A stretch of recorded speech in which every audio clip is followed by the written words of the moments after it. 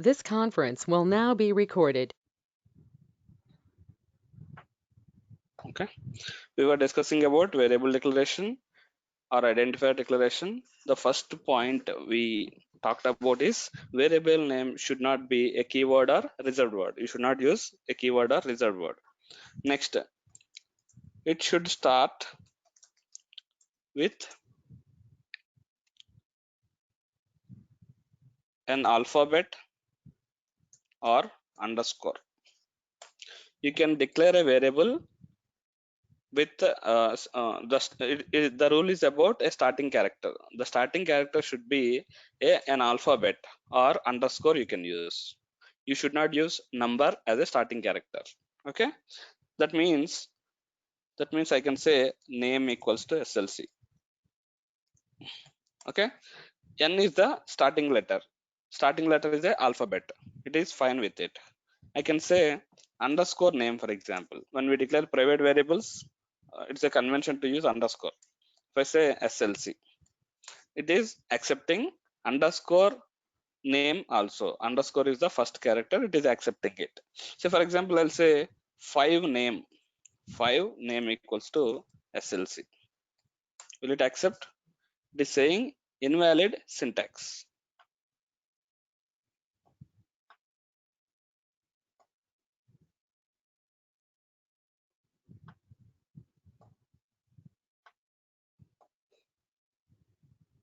Okay, I can use underscore as a starting letter, character as a starting letter, and I should not use a number as a starting letter. But can I use number as a ending letter? Can I use number as a ending letter? Yes. Name 1 equals to SLC, for example.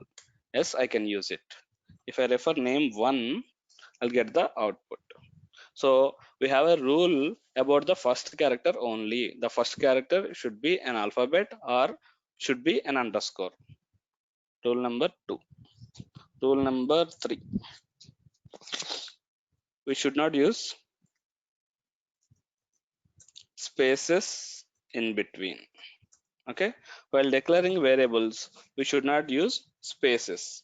If I want to use a variable name called first name, I should not say first space name. I have to say first name without using any space.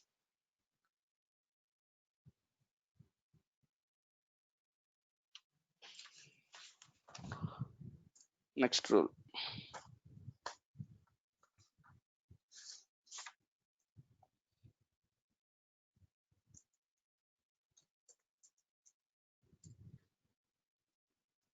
special characters are not allowed, case sensitive. These are the rules, actually 5 rules you can say. So rule number 3, we should not use spaces in between words. Say for example, if I want to use first name, I have to say as a single word, first name equals to SLC. This works. If I say first space name, it won't work. See, it's a invalid syntax. So until first, it may think like it's a variable declaration or something, but you don't know after space. If you provide another unknown thing to the interpreter, you don't know what does it mean. So when it don't know means we are not following the syntax of the programming language. We are not following the rules of programming language. So it will give invalid syntax error. I think this rule is also very clear to everyone. Next, special characters are not allowed. Say for example, name, say I'll say right like first dollar name. Will it accept? Or first name at the rate, or FN star, for example. See, it's not accepting. So it should not contain any special characters. Okay.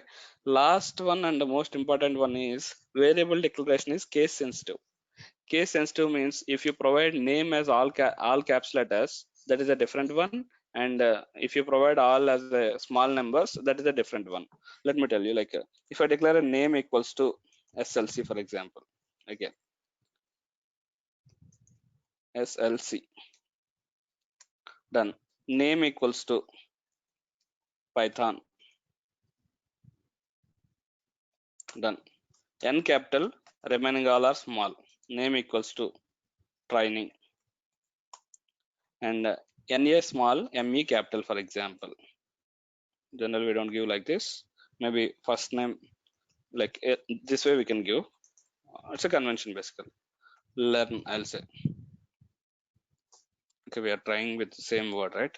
Let me.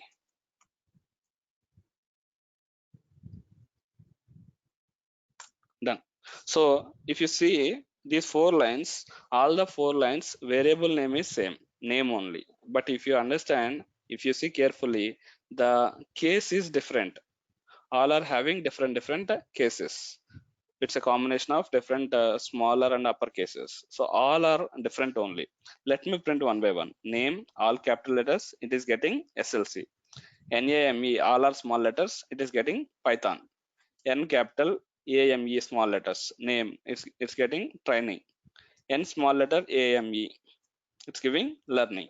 So the rule is variable declaration or identifier declaration is case sensitive in Python. So it's not like case insensitive like SQL or anything. It's a case sensitive. Learning spelling mistakes, it's a data, so no problem.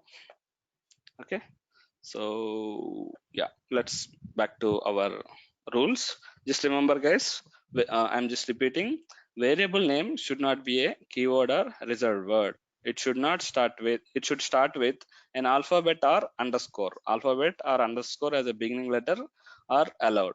We should not use spaces in between the words. Okay, this is a common rule, but just I have listed just for your information if there are any beginners.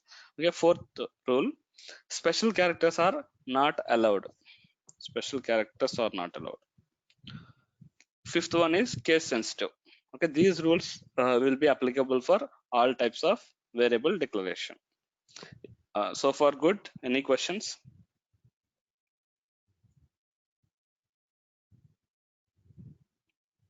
No? Clear? And remember, these rules are common for your other identifiers declaration also. Let me save this file for our reference. It's like running notes.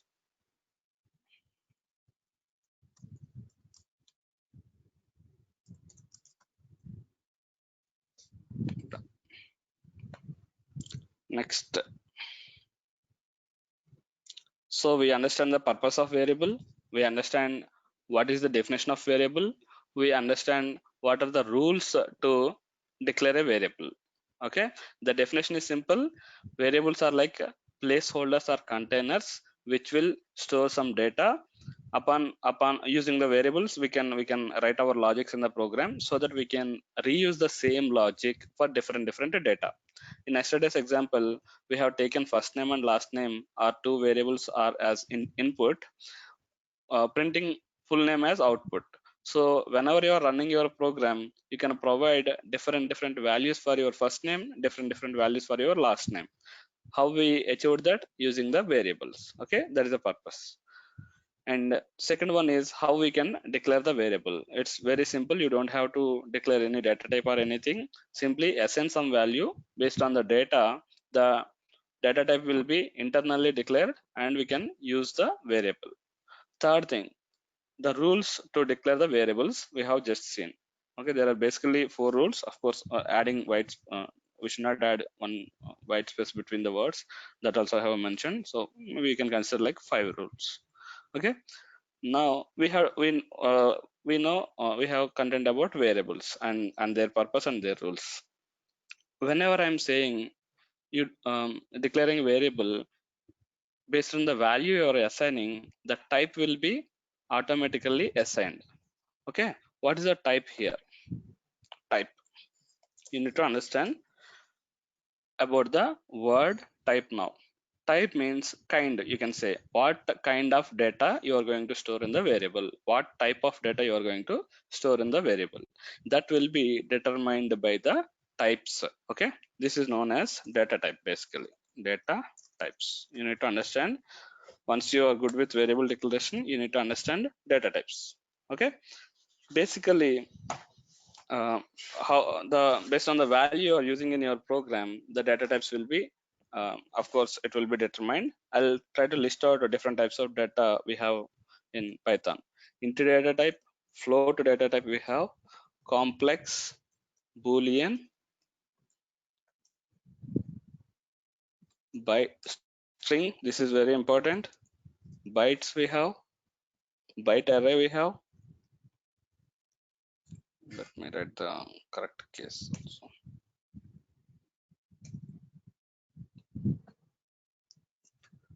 Range, this is very important. Range is very important for us. We will be using in loops, list, tuple, set, frozen set, dictionary, and none. Okay, these are the different data types we have. I can say, of course, bytes are also collections only. Okay, let us see one by one. Okay, integer means it's a whole number. A complete number can be represented in programming language as integer data type. Any programming language you consider, that is same. Float means decimal values. Complex numbers means in mathematics we have complex numbers like 10 plus ij, like that. So that is supported in Python also. Okay, Boolean means true or false. String, I recommend everyone not to miss strings class. The reason is once you are good with strings, you can handle all the lists, tuples, and all in the same way. Okay, the concepts, the functions, the methods will be same things will be available in other data types also. First, let us try to cover these data types: integer, float, complex, Boolean, and we'll jump on to the next topics later. Okay, integer. Integer means it represents a whole number. Represents whole number. Okay, whole number means, say for example, if a equals to 10, is it a whole number? Yes, it is a whole number. If I say b equals to 20.5, is it a whole number? No, it's not a whole number. It's a float number actually. So when you assign a equals to 10, we have also seen an example yesterday. Say a equals to 10, and if I say type of a, it's giving class int. Int means integer.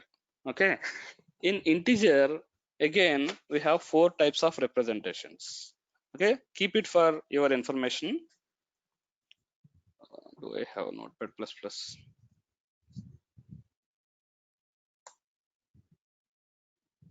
Indentation is not so good.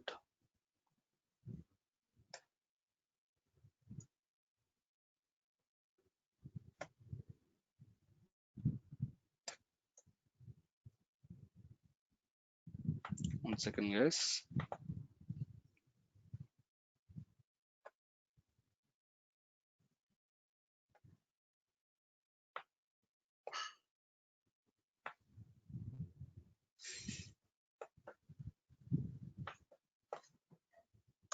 Yes.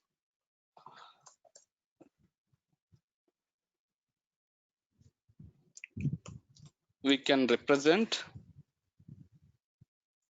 in 4 ways. Integers can be represented in 4 ways. One is decimal. Second one is binary. Third one is octal. Fourth one is hexadecimal. Okay, decimal is very important for us, and we are will be using decimal in many places. Whenever we, obviously it's the obvious thing you can consider. So whenever you are using integer, that is obviously a decimal one only. Binary, octal, and hexa, I'll give you just information. Keep it for your information, just knowledge purpose. Keep it. Okay, decimal means like it would be represented from 0 to 9. So 0 to 9, how many numbers are there? 10 numbers are there. Okay, or if you are representing an integer value using the combination of numbers from 0 to 9, that is known as a decimal data type. Decimal representation of integer data type. Okay, for example, if you are referring your data using zeros and ones, if you are using, then that is known as binary representation of integer data. Binary means 2. Okay, those two are nothing but 0 and 1. But when you want to declare a binary value, you have to declare like this: a equals to, for example, 0b 101010, like that you have to represent. Okay, all the numbers should be like a combination of ones and zeros, but you should prefix them with 0b. B either capital letters is also fine or small letter is also fine, but you have to represent like 0b. 0b means binary value. Okay, so if you don't put this one, say for like this, if I have written like this, for example, it will understand like it's a binary value 1 0. If I don't put this one, it will be considered as a decimal value 10. By default, it is decimal. You don't have to provide any prefix. If there is no prefix, means it is decimal value. Okay. If you provide some 0b like this, it will be considered as binary number. And I think you know how to convert a decimal number into binary and the binary number into decimal. It's a mathematical thing. By dividing with the 2 and considering the remainders, we convert into binary, and using 0 2 power 0 2 power 1, that logic is there. No, using that we can convert into decimal, from binary to decimal. Of course, we don't have to worry much about conversion now. We have inbuilt functions. I'll show in a moment. Okay, so next one is octal. Octal means 8. So 0 to 7, we use 0 to 7 and its combination to represent octal numbers. Okay, so again, if you want to represent a number in octal format, you have to say 0O and you have to provide the number 1256, for example, 256. It's an octal number. If I try to say 0O and if I'm trying to use 9, it will not accept, because octal means 8. 0 to 7 total numbers are 8. You have to use that combination of numbers only. Next, hexadecimal. Hexadecimal means it's a combination of 0 to 9 plus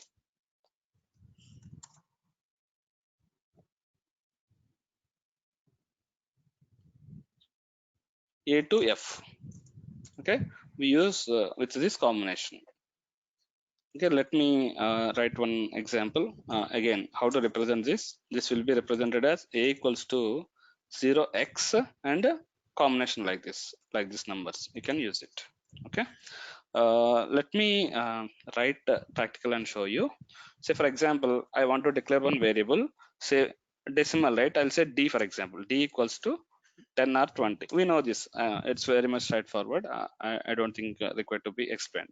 Next, binary. For example, B equals to, I'll say 0B 1010, some number I provided, B. Okay, if I want to declare a binary data, I have to say 0B and I have to provide the data. Fine. Next, octal. Say C equals to 0O. I'll say 256, for example. Yes, it accepted. Next, D equals to 0x and I'll say 78 and maybe AB. Okay, it accepted. So A, B, C, D are different types of integers we have now. 4 types of integers. I have declared 4 types of variables.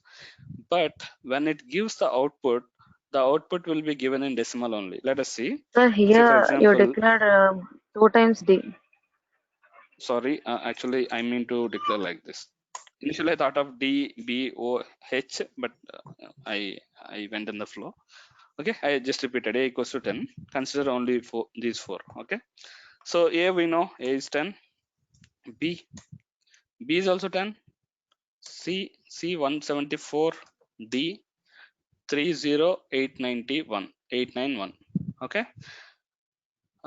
Python internally considers B, C, D as binary, octal, and hexa internally. But when it gives to user as the output, it converts into decimal and it will give in a decimal format only. Okay. Internally, it is managing. We don't have to worry about how it will be converted and all. So next, if some reason, if you want to convert from one format to another format, we have methods like the same name, the same way with the data types names. Say for example, a value is 10. I want to know binary value of a. For example, I want to know binary value of a. For that, we have a function called bin. Bin means binary, and you have to provide the variable bin of a. That means it will give the binary value. If you see here, 0 is the prefix which represents that this value is a binary number, and 1010 is the 1010 is the binary value for 10. Okay, I think you know how to convert this. So 1010. How do we do this? Like from right hand side to left hand side, we do like 2 power 0. I can't represent this, of course. Okay, 2 power 1, 2 square, and 2 cube.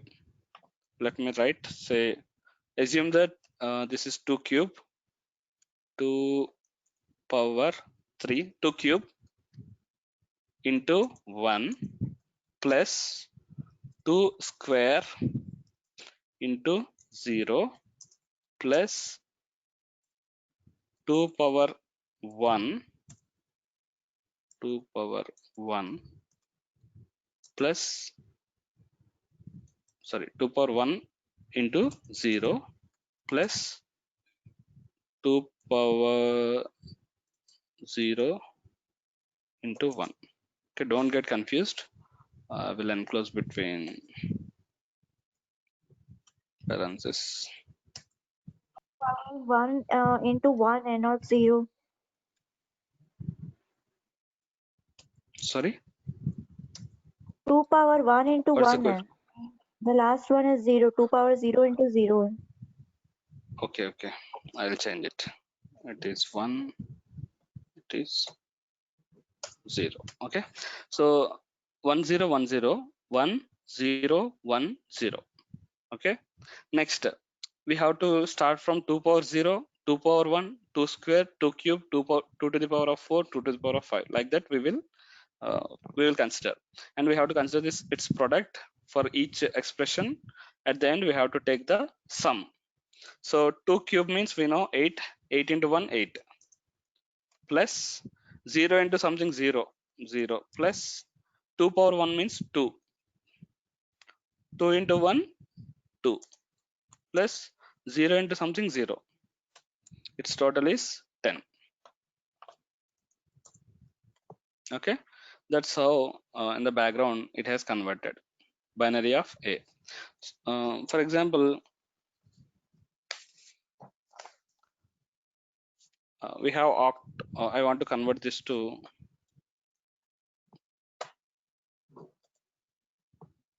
what type?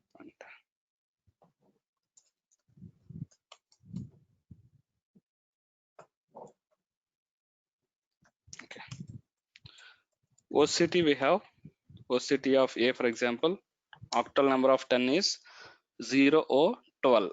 Okay, next hex we have hex of a will be like OX of a. Okay, a means 10. Okay, how a is 10 in hexal? Hexa in hexadecimal 0 to 9 plus a b c d e f. Okay, so 10 means 10 will be represented with the alphabet a. 0 1 2 3 4 5 6 7 8 9 a b c d e f. So a is the 10th character, so this is the value 10 actually, not this variable 10. Okay, don't get confused here. So hex of 11, for example, if I provide like this, it will give b. Hex of 12, it will give c, like that. So I'll try something z.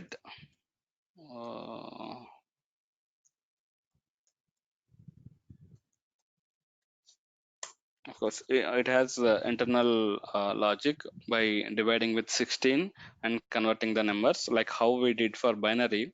For hexa and for octal also, similar kind of logic will be there.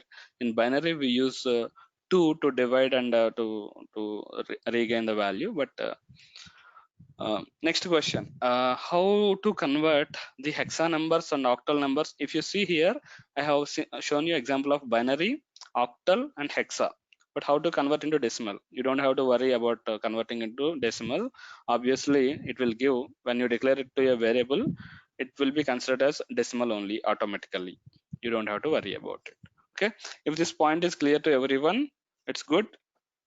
Even if you miss something, please make sure you understand how to use the decimal. This is what we are going to use many times in our programs.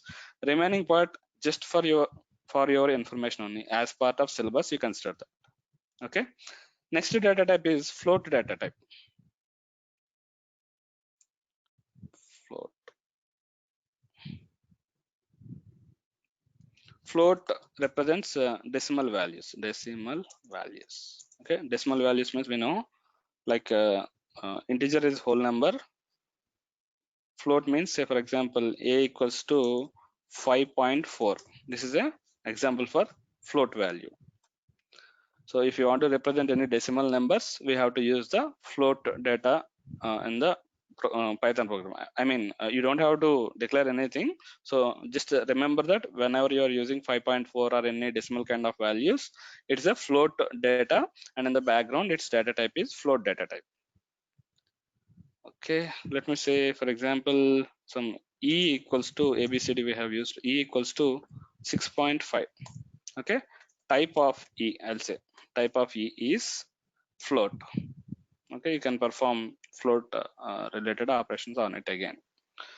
Can I convert a float data type into my integer data type? Yes, it is possible. Can I convert integer to float? Yes, it is possible, because they are numbers. Okay, we'll see about conversion of float and int in a while. Okay, next thing we have to discuss is complex numbers. Complex numbers. This is again a mathematical thing. How it works in mathematics, the same way it works here also. Complex numbers are represented like, for example, some number like this 5j. Okay, if I say a equals to 10 plus 5j, it's a complex number. And here two parts are there. 10 means 10 will be represented as real number, 5 will be represented as imaginary number. There are two parts actually, real part and imaginary part. It works in the same way how it works in your mathematics. Okay, the same rules will be applicable, the same base will be acceptable here. Okay, so for example, I'll declare one more variable, b equals to 10 plus maybe 20 plus 5j. It is another complex number. Okay, now let us see, if I want to find out a plus b, how it will be calculated. Anyone remember? In complex numbers, if you are performing addition or subtraction operations, it will consider like real part and real part will be added, imaginary part and imaginary part will be separately added. That means if I try to calculate a plus b here, its value will be 30 plus 10j. 30 plus 10j.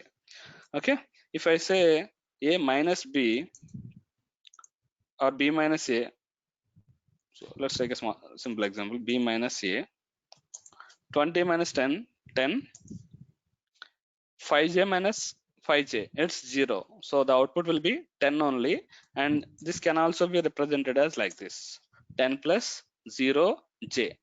Okay, if one part is not available, that part will be considered as 0. If real part is not available, it will be considered as 0 plus 5j, something like that. If imaginary part is not available, then some number plus 0 into j. That way it will be represented. Let me show you a couple of examples. So I'll declare a equals to maybe 20 plus 10j. Okay, b equals to 10 plus 5j. Done. A plus b. What happens? 30 plus 15. That's very much straightforward. 20 plus 10, 30. 10 plus 5, 15. 30 plus 15j. It's clear. A minus B. 20 minus 10, 10. 10 minus 5, 5. 5j. I got both values now. For example, I'll say A plus 10. A plus 10. What happens now? Will it accept or will it fail? It accepted. How it accepted? A value will be considered as 20 plus 10j, and the next value will be considered as 10 plus 0j. 10 plus 0 and j. 10 plus 20 is 30. 0 plus 10 is 10. So 10j it is printed. Okay. If I say A plus just 5j, for example, A plus 5j, what happened here? A value is 20 plus 10j. So here I am adding 5j. 5j plus 10j will be 15j. And real part, there is no real part for this addition. So real part will be considered as 0. Okay. So this is a mathematical thing. So how you have to remember in Python? Okay, just remember Python supports complex numbers related operations also. Okay, the same way how we use complex numbers in mathematics, in the same way we can use in Python also. If you are in future, if you become you're more extensively working on mathematics or stats, if required, if you want to represent something in complex numbers format, remember that is supported in Python and you can use it. You don't have to write any special logic or specific logic to deal with the complex numbers. Okay, next data type we have is Boolean data type. Boolean data type is used to represent only two values. One value is true and another value is false. Only to represent true and false, we use the Boolean data type. True means one, false means 0. Boolean plays very important role in our programming. Okay, while writing some conditions, while exiting some loops, we use this Boolean data type very extensively.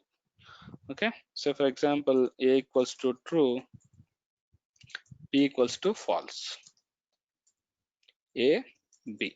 Okay, there is a combination we need to understand, like true and true, false and false, true or false, like that some combinations are there. We will be talking more in detail when we are talking about the operators. Okay, true and false. Next, okay, before going to string data type, I'll simply say talk about none data type. None data type means nothing, no value. Okay, if you know any other programming language, you might have seen null object, null, N-U-L-L. Null means nothing. It does not have anything. There is no data, there is no object, there is no reference. In Python, instead of null, we have none data type, N-O-N-E. That means nothing, no data. Okay, A type of A. So I declared A equals to none, that means null, no data. When I run A here, when I say A and enter, it doesn't print anything. It has not printed anything here. It simply went to the next line of the execution. When I say type of A, it is giving none type. None type means none data type here.